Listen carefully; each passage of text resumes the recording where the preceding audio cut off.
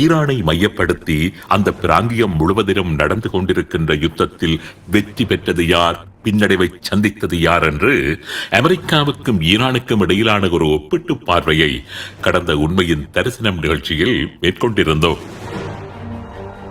கடந்த ஒரு மாத காலமாக நடைபெற்று வருகின்ற இந்த யுத்தத்தில் ஈரானுக்கும் இஸ்ரேலுக்கும் இடையிலான ஒரு ஒப்பீட்டைத்தான் இன்றைய நிகழ்ச்சியில் நாம் பார்க்க இருக்கின்றோம்.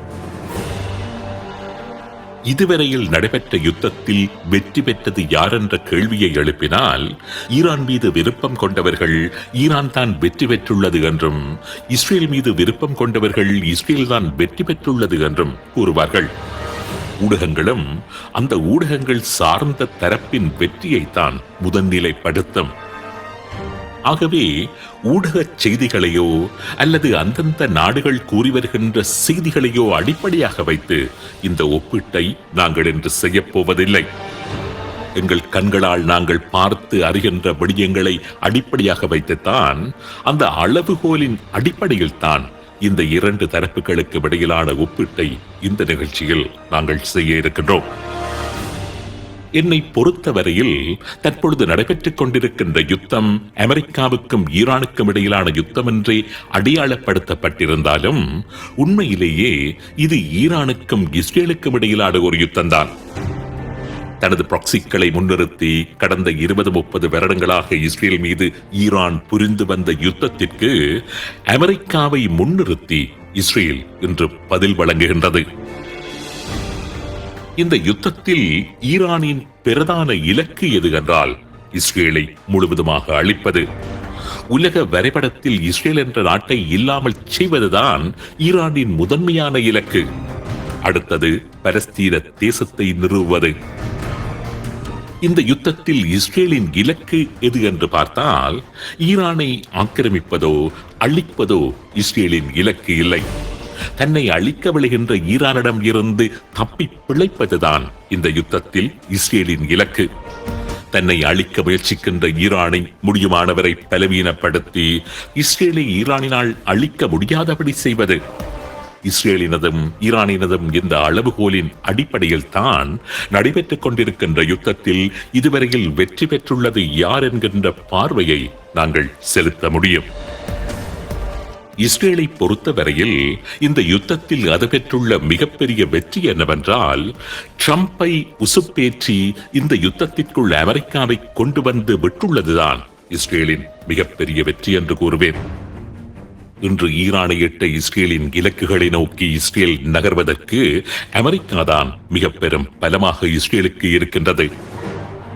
அமெரிக்கா மாத்திரம் இதுவரை ஈரானின் 10,000 இலக்குகளை தாக்கி அழித்திருக்கின்றது. Natanz nuclear facility, Fordow uranium enrichment plant, Isfahan nuclear technology centre, Bushehr nuclear power plant, Arak heavy water plant என்று இஸ்ரேலின் இருப்புக்கு அச்சுறுத்தலாக இருந்து வந்த ஈரானின் அணு தயாரிப்பு நிலைகள் மீது பங்கபஸ்ட குண்டுகள் மூலம் தாக்குதல் நடத்தி பலத்த சேதத்தை ஈரானுக்கு ஏற்படுத்தி இருக்கின்றது அமெரிக்கா. ஈரானின் 120 கடற்கலன்களை அமெரிக்கா சேதமாக்கி இருக்கின்றது அல்லது தாக்கி அழித்திருக்கின்றது.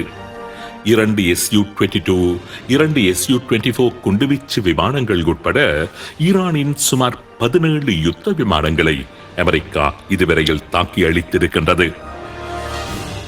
ஆக ஈரானுடனான யுத்தத்திற்குள் அமெரிக்கா நுழைந்ததன் காரணமாக, அல்லது பல அமெரிக்க ஊடகங்கள் கூறுவது போல இஸ்ரேலினால் அமெரிக்கா கொண்டெடுத்து வரப்பட்டதன் காரணமாக ஈரானுக்கு ஏற்பட்டு வருகின்ற இழப்புகள் மிக மிக அதிகம்.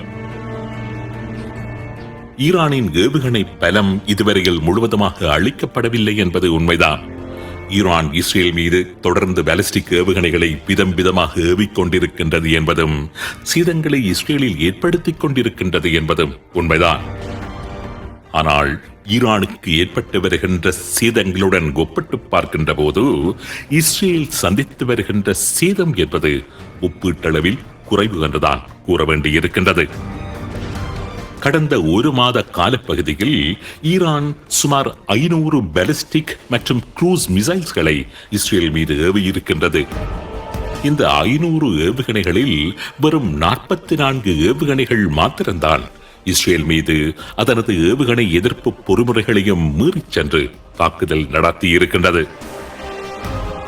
அப்படியெல்லாம் இல்லை, இஸ்ரேலில் நூற்றுக்கணக்கான ஏவுகணைகள் விழுந்துள்ளன என்று யாராவது கூறினால் எங்கே, எப்பொழுது அந்த ஏவுகணைகள் விழுந்து வெடித்தன என்கின்ற தரவுகளை கூறினால் அறிந்து கொள்ள உதவியாக இருக்கும்.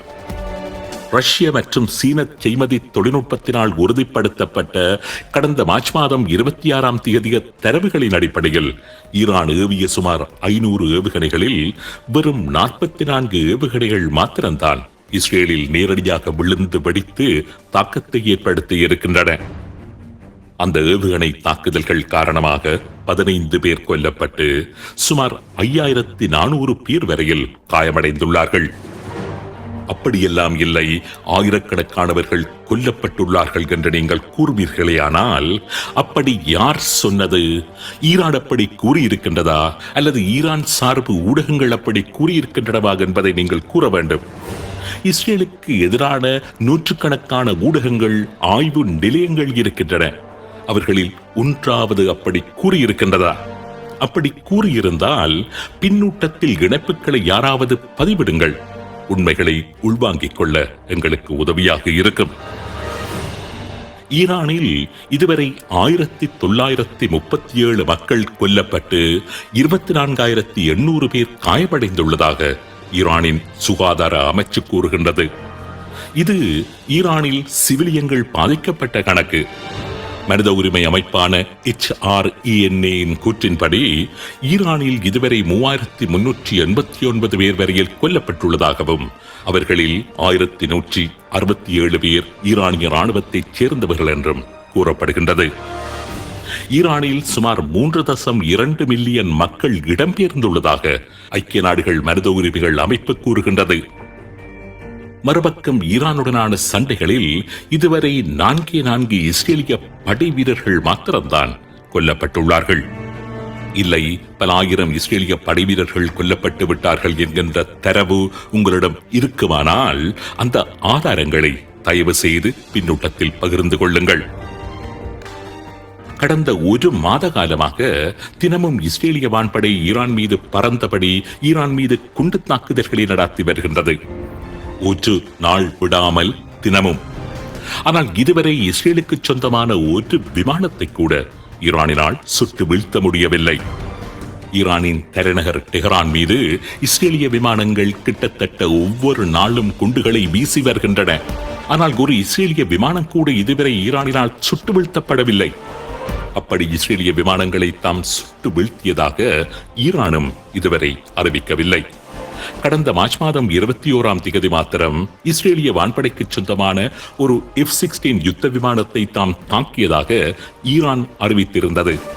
அப்படி எதுவும் நடக்கவே இல்லை என்று இஸ்ரேல் மறுதளித்திருந்தது. அந்த ஒரு சந்தர்ப்பத்தை தவிர வேறு எந்த ஒரு சந்தர்ப்பத்திலும் இஸ்ரேல் விமானத்தை தாம் தாக்கி அடித்து விட்டதாக கடந்த 1 மாத காலத்தில் ஈரான் அறிவிக்கவே இல்லை. ஒரு சிறிய ஒப்பீட்டை பாருங்கள். இஸ்ரேலை நோக்கி ஈரான் பாலிஸ்டிக் ஏவுகணைகளை ஏவி வருகின்றது. மறுபக்கம் ஈரானை நோக்கி இஸ்ரேல் வான் தாக்குதல்களை நடத்தி வருகின்றது. இஸ்ரேலை நோக்கி ஈரான் ஏவி வருகின்ற ஏவுகணைகளில் 91% ஏவுகணைகளை இஸ்ரேல் வானில் வைத்தே தடுத்து விடுகின்றது. ஆனால் ஈரான் மீது இஸ்ரேல் மேற்கொண்டு வருகின்ற குண்டுவீச்சுக்கள் 100% ஈரானை சென்று பாதிப்படைய வைக்கின்றது. இப்பொழுது நீங்கள் கூறுங்கள், யாருடைய கரங்கள் களமுனைகளில் ஓங்கியிருக்கின்றன? எந்த தரப்பு களமுனையில் முன்னேற்றம் காண்பிக்கின்றது? சரி, மற்றொரு ஒப்பீட்டை பார்ப்போம். இஸ்ரேல் ஈரானின் முக்கிய தலைவர்களை எல்லாம் இந்த 1 மாத காலத்திற்குள் கொலை செய்துவிட்டது. ஈரானின் சுப்ரீம் லீடர் முதல் ஈரான் ராணுவத்தின் அனைத்து தளபதிகளையும் இஸ்ரேல் பார்த்து தூக்கி வருகின்றது. நேற்று முன்தினம் கூட ஈரானின் கடற்படை தளபதியை தாக்கி அழித்திருக்கின்றது இஸ்ரேல்.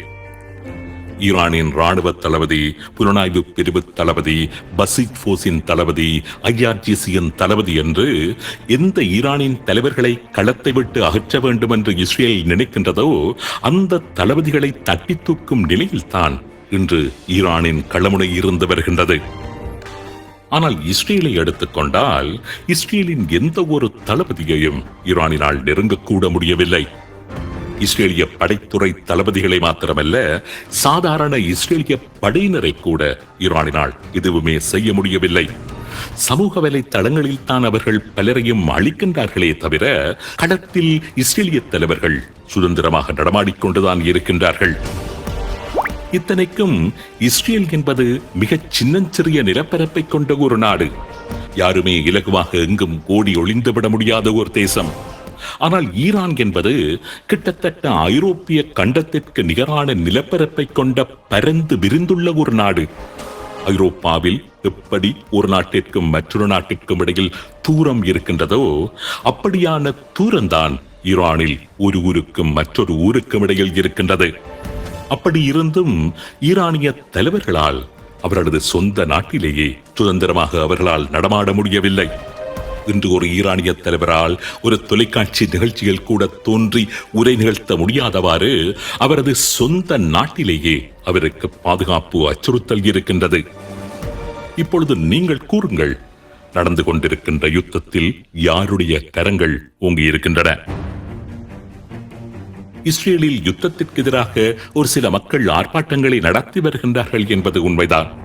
ஹவுத்திகளும் இஸ்ரேலை தாக்க ஆரம்பித்து விட்டது இஸ்ரேலுக்கு சவால் என்பதும் உண்மைதான். ஈரான், லெபனான், சிரியா, ஹமாஸ், ஹவுத்திகள், பலஸ்தீனம் என்று இஸ்ரேல் கிட்டத்தட்ட 6 முனைகளில் போரிடுகின்ற இக்கட்டில் இருக்கின்றது என்பதும் உண்மைதான். போர் புரிவதற்கு போதுமான படை வீரர்கள் இல்லாமல் இருப்பதும் இன்று இஸ்ரேல் சந்திக்கின்ற மிகப்பெரிய சவால் என்பதும் உண்மைதான். ஆனால் இத்தனையையும் கடந்த 1 மாத காலத்தில் இஸ்ரேல் ஈரானை சிதைத்து விட்டது என்பதுதான் உண்மை. ஈரானை பல வருடங்கள் பின்னோக்கி நகர்த்தி விட்டது என்பதுதான் உண்மை. நாளை ஒரு யுத்த நிறுத்தம் வந்தாலும் கூட ஈரான் மறுபடியும் பழைய ஈரானாக மாறுவதற்கு இன்னும் பல தசாப்தங்கள் தேவைப்படும். இதுதான் இன்றுள்ள களமுனை யதார்த்தம். ஈரான் ஹோர்முஸ் நீரிணையை பிடித்து தொங்கிக் கொண்டிருப்பதால் ஒருபோதும் இஸ்ரேல் பாதிக்கப்பட போவதில்லை. ஈரான் கட்டாரையும் சவுதி அரேபியாவையும் தாக்குவதாலும் இஸ்ரேலுக்கு எந்த பாதிப்பும் ஏற்பட போவதில்லை. இன்னும் குறிப்பாக கூறுவதானால், ஈரான் அமெரிக்காவை தாக்குவதாக கூறிக்கொண்டு இன்று வளைகுடா நாடுகளை தாக்கி வருவதில் இஸ்ரேல் தான் மிகப்பெரிய நன்மைகளை அடைந்து வருகின்றது. ஒன்று, ஈரானுக்கும் இந்த அரேபிய நாடுகளுக்கும் இடையில் ஒரு நிரந்தர பகை வளர்ந்து வருகின்றது. இந்த அரேபிய நாடுகளுக்கு இதுவரை பொது எதிரி இஸ்ரேல் தான். ஆனால் இனிவரும் காலத்தில் அவர்களது பொது எதிரி ஈரானாகத்தான் இருக்கப் போகின்றது. யுத்தம் முடிவடைந்த பின்னரும் இந்த பகை தொடரப் போகின்றது. அடுத்தது ஹமாஸ் ஆகட்டும், ISIS அமைப்பாகட்டும், அல் கைதாவாகட்டும், இதுபோன்ற ஆயுத குழுக்களுக்கு நிதியை வழங்கி அவர்களை போஷித்து வருகின்ற நாடுகள் இந்த வளைகுடா நாடுகள்தான். அந்த நாடுகளின் கட்டுக்கடங்காத பொருளாதார பலம்தான் இஸ்ரேலுக்கு எதிரான சக்திகளை உலகத்தில் வளர்த்து வருகின்றது. வளைகுடா நாடுகளின் பொருளாதாரம் ஈரானினால் சிதைக்கப்படுகின்றது என்றால் அதில் மிகப்பெரிய பலனை அனுபவிக்கப் போகின்ற நாடு இஸ்ரேல் தான். இப்பொழுது நீங்கள் கூறுங்கள், நடந்து கொண்டிருக்கின்ற யுத்தத்தில் யார் வெற்றி பெற்று வருகின்றார்கள்? ஒரு சிறிய தரவினை பகிர்ந்து கொண்டு இந்த நிகழ்ச்சியை நிறைவு செய்ய விரும்புகின்றேன். இன்று நடந்து கொண்டிருக்கின்ற யுத்தத்தில் ஈரான் இஸ்ரேலுக்கு எதிராக ஒரு புதிய களமுனையை திறந்திருக்கின்றது. லெபனானில் ஹிஸ்புல்லாக்களை வைத்து வடக்கு இஸ்ரேலை குறிவைத்து அந்த களமுனை ஈரானினால் திறக்கப்பட்டிருக்கின்றது. அங்கு மிக கடுமையான சண்டைகள் நடந்து கொண்டிருக்கின்றன. இஸ்ரேலுக்கும் பாதிப்பு, ஆனால் அதனை விட லெபனானுக்கு மிகப்பெரிய பாதிப்பு. இஸ்ரேல் தனது நாட்டின் வடக்கு பகுதியை ஹிஸ்புல்லாக்களிடம் இருந்து பாதுகாப்பதற்காகவென்று கூறிக்கொண்டு லெபனானின் தெற்கு பகுதியில் உள்ள லிட்டானி ஆறு வரையிலான பிரதேசங்களை கைப்பற்றி தன்னுடன் இணைக்கும் நடவடிக்கையில் இறங்கியிருக்கின்றது. தெற்கு லெபனானை லெபனானுடன் இணைக்கின்ற லிட்டானி ஆற்றின் பாலங்களை எல்லாம் தகர்த்து கடுமையான விமான தாக்குதல்களுடன் தனது 3 டிவிஷன் படைகளை களமிறக்கி அந்த ஆக்கிரமிப்பு நடவடிக்கையை முன்னெடுத்து வருகின்றது இஸ்ரேல். இஸ்ரேல் என்று மேற்கொண்டு வருகின்ற படை நடவடிக்கை மாத்திரம் முழுமை பெறுமானால் இஸ்ரேலுக்கு கிடைக்கக்கூடிய பெறுபேறு என்ன தெரியுமா? இஸ்ரேலின் எல்லையில் இருந்து சுமார் 30 கிலோமீட்டர் நீளமான லெபனானின் நிலப்பகுதி நிரந்தரமாக இஸ்ரேலின் கட்டுப்பாட்டிற்குள் வந்துவிடும். அதாவது லெபனானின் சுமார் 2000 சதுர கிலோமீட்டர் பிரதேசம், அதாவது லெபனான் நாட்டின் 10 பகுதி இஸ்ரேலுடன் இணைக்கப்பட்டுவிடும். இந்த 1 மாத கால யுத்தத்தில் இஸ்ரேலுக்கு கிடைத்துள்ள மிகப்பெரிய வெற்றி இது. தற்பொழுது நடைபெற்றுக் கொண்டிருக்கின்ற யுத்தத்தில் அமெரிக்காவாக இருக்கட்டும், ஈரானாக இருக்கட்டும், மற்ற 9 அரேபிய நாடுகளாக இருக்கட்டும், இந்த யுத்தத்தில் பங்கு பற்றிக் கொண்டிருக்கின்ற ஏதாவது ஒரு நாடு கடந்த 1 மாத காலத்தில் ஏதாவது ஒரு பெறுபேற்றை பெற்றிருக்கின்றது என்றால் அது இஸ்ரேல் தான். இஸ்ரேல் மாத்திரம்தான். வருகின்ற நாட்களில் என்ன வேண்டுமானாலும் நடக்கலாம். நாளைக்கு இஸ்ரேல் மிகப்பெரிய, இதுவரை நடந்ததிலும் பார்க்க பாரிய தாக்குதல்களை எதிர்கொள்ளலாம், இழப்புகளை சந்திக்கலாம். ஆனால் இன்றைக்கு கடந்த 1 மாத கால யுத்தத்தில் ஒப்பீட்டளவில் இஸ்ரேலின் கரம்தான் களமுனைகளில் ஓங்கி நிற்கின்றது என்பதுதான் உண்மை.